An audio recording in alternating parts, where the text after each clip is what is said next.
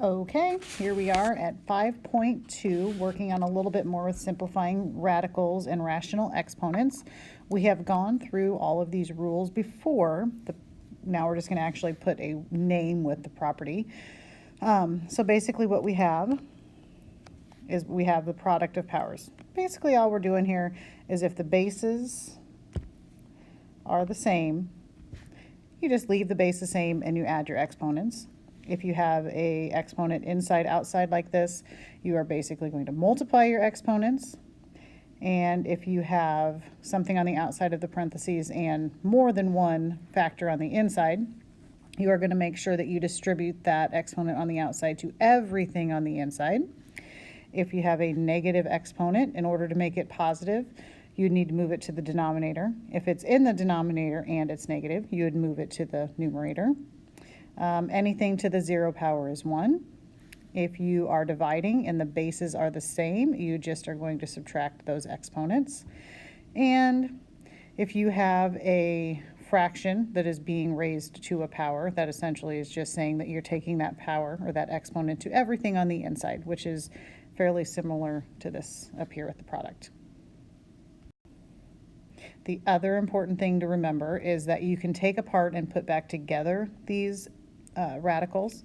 So for instance, whenever we simplify a radical, quite often we will break it apart. So like if we had the square root of 8, okay, this product property is basically just saying I can break that apart into the square root of 4 and the square root of 2. It's still the same thing, it's still the square root of 8. And then we would call that 2 times the square root of 2. Okay, the quotient property is similar to that. And so basically if you have a fraction, so if you have maybe the square root of 5 over the square root of 4, you could rewrite that. That's the same thing as the square root of 5/4, which means that you can rewrite it as 2 separate, or you can rewrite it as one single fraction underneath of the radical. It's always a good idea to simplify anything underneath of the radical like that first before you start applying those exponent rules, just to make your numbers a little bit smaller and easier to work with. So these are just some basic ones that we've done already. We went through a whole bunch of them yesterday in class. And if we have x to the negative 1, we have a negative exponent. You can't have that. In order to make that exponent positive, you are going to move it into the denominator. Okay, on number 2 here, you have 3x to the negative 6. The important thing to remember here is that this x is the only thing being raised to the negative 6 power. There's a difference between that, what is there, and if we had that, 3x, the whole thing raised to the negative 6 is a different problem, and you would solve it differently. So we don't want to think about it that way. The only thing currently that is being raised to the 6th power is the x, and that's the only thing that needs to move down to the denominator. So we'd leave that 3 in the top, and the x to the 6th goes to the denominator. On number 3, 4 divided by b to the negative 7. In order to make that exponent positive, we just move it up to the top. So we would have 4b to the 7th, ab to the 4th to the 1st. The only thing that's raised to the 4th power is the b. So we're going to have that 1 on the outside is going to be distributed to everything. So we're going to have a. Inside, outside, we multiply our exponents. 1 times 1 is 1. b, 4 times 1 is 4. So we'd have a times b to the 4th. On number 5, you are dividing. When you divide, you subtract your exponents, which is going to be 6 minus 4, which is positive 2. So it's going to stay in the numerator. P to the 4th divided by p to the 1st. We're going to subtract our exponents, and we get p to the 3rd. That's just a Algebra 1 basic view from some stuff that we did yesterday. Now we're going to get into a little bit more difficult problems here. We are going to have some rational exponents. We're going to have some fractions in here. As long as, when we are doing these, as long as the bases are the same, so as long as this is a 5 and this is a 5, all we are going to do is leave the base stays the same, and we add our exponents. This is not, let me just say this again, this is not 25 to anything. This is not 25 to some power. You do not multiply those bases together. The base stays the same, and you add your exponents. So we're going to have 5, our base stays the same, and we are going to add 2/3 plus 4/3. Since we're adding exponents, we have to have like denominators, which we do, which is 6/3, and 6/3 is just 2, so we'd have 5 squared, which is 25. Very similar on this one. This is not in any way 9 to a power right now because we do not multiply the bases. The base stays the same, and we add 1/5 plus 4/5 is 5/5, which is just 1, so it's just 3.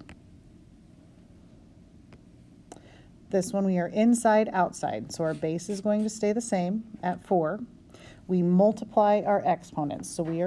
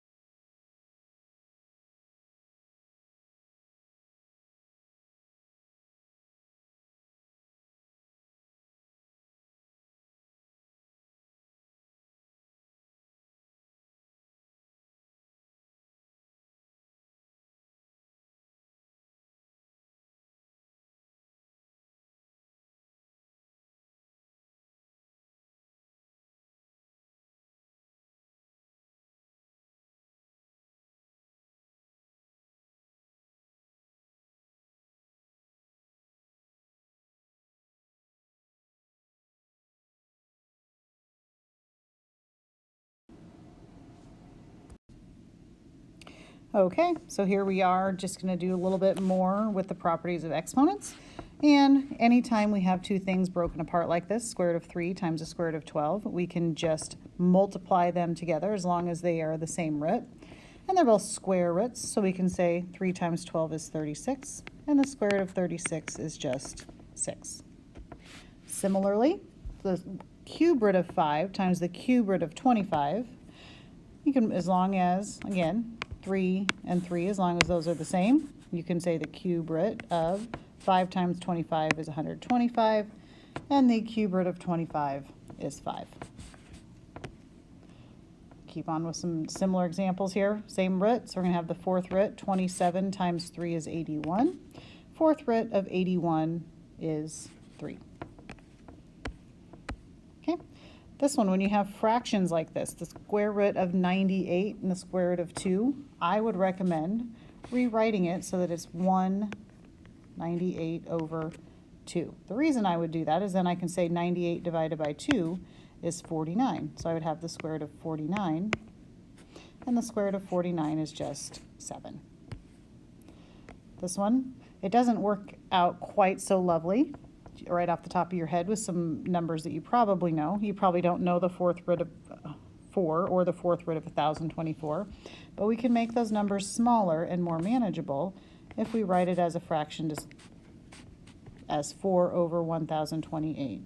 That's the fourth root of 1 over 256. And the fourth root of 1, well, any root of 1 is just 1, so we're going to have 1. And the fourth root of 256 is 4. So that whole mess just simplifies to 1/4. And we can do something similar to that. Nope, that was the last question on that page. Never mind. Okay, back to some rational exponents here. We're going to just follow those rules again. Now, once again, as long as the base is the same, we have a 2 and a 2, our base stays the same. We do not multiply 2 times 2 to get 4. The base stays the same, which is 2, and we add our exponents. Well, when we add 3/4 plus 1/2, 3/4 plus 1/2 is going to be 3/4 plus 2/4 because we're going to have common denominators. So we're going to have 2 to the 5/4. And you can go ahead and leave it as a rational exponent like that. Second one, you have 3 divided by 3 to the 1/4, which means it's going to be the quotient rule. So we're going to subtract our exponents. Again, our base stays the same. I can't say that enough times. Base stays the same, so our base is going to be 3.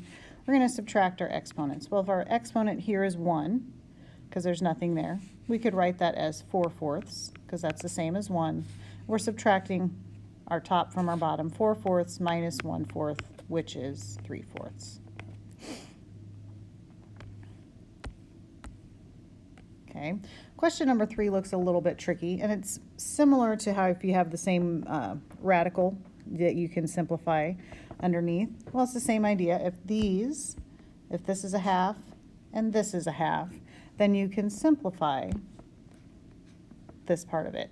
So you can say that 20 divided by 5 is 4, and your exponent stays the same, but we still have that to the 3rd power. If you have 4 to the 1/2 to the 3rd power, you multiply inside outside, and you're going to have 4 to the 3/2 power. And on the other problems, we just left it like that. However, if you actually simplify this one out, it's going to be the square root of 4 to the 3rd, because that would be how you would rewrite it as a radical. Square root of 4 is 2, and 2 to the 3rd is 8. Okay, be careful on number 4 here. Okay, we cannot multiply things here because 5 and 7 are different bases. So again, we do not call that 35 to anything.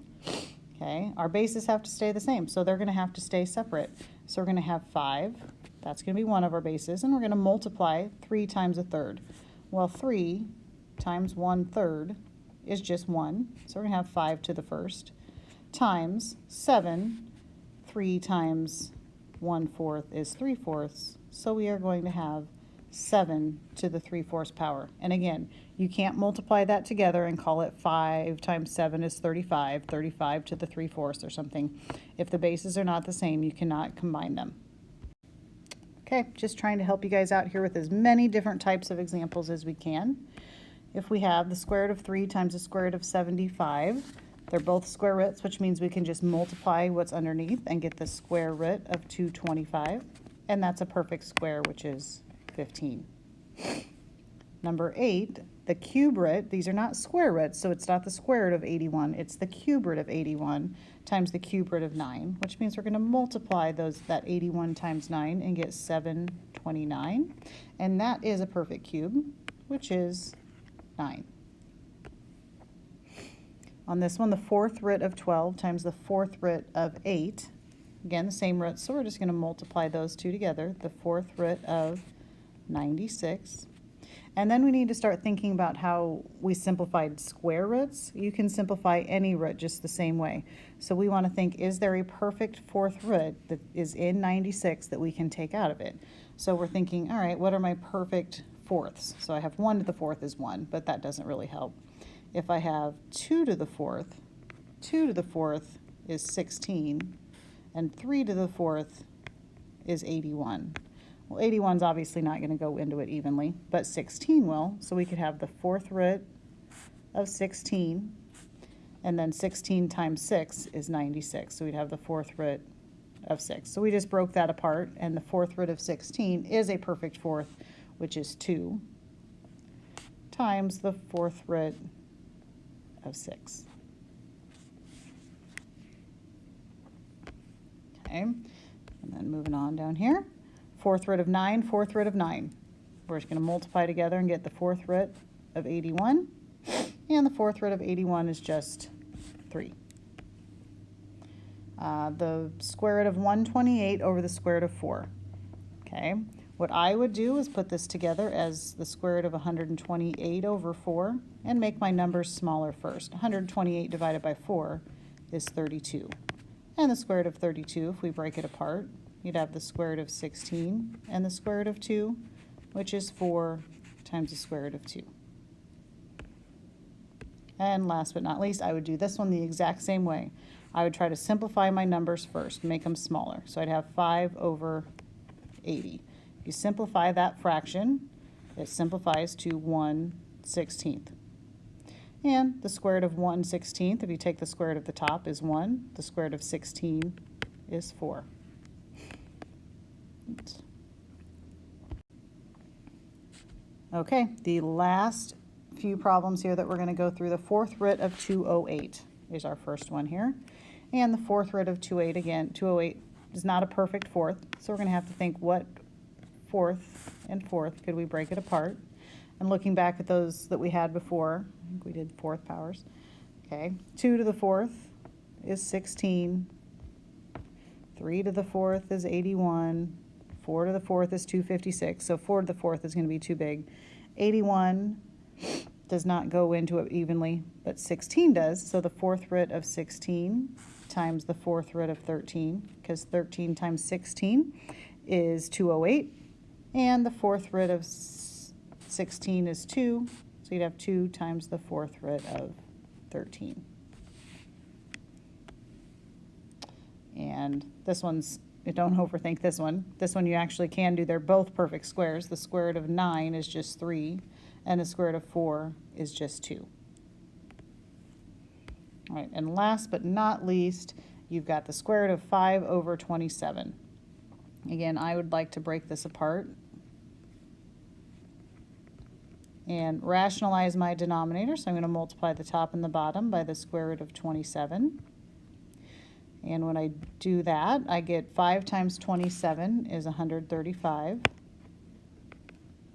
And square root of 27 times the square root of 27 is just 27.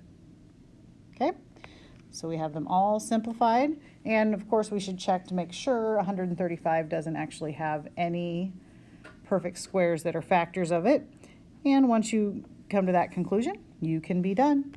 There is a homework assignment in Schoology.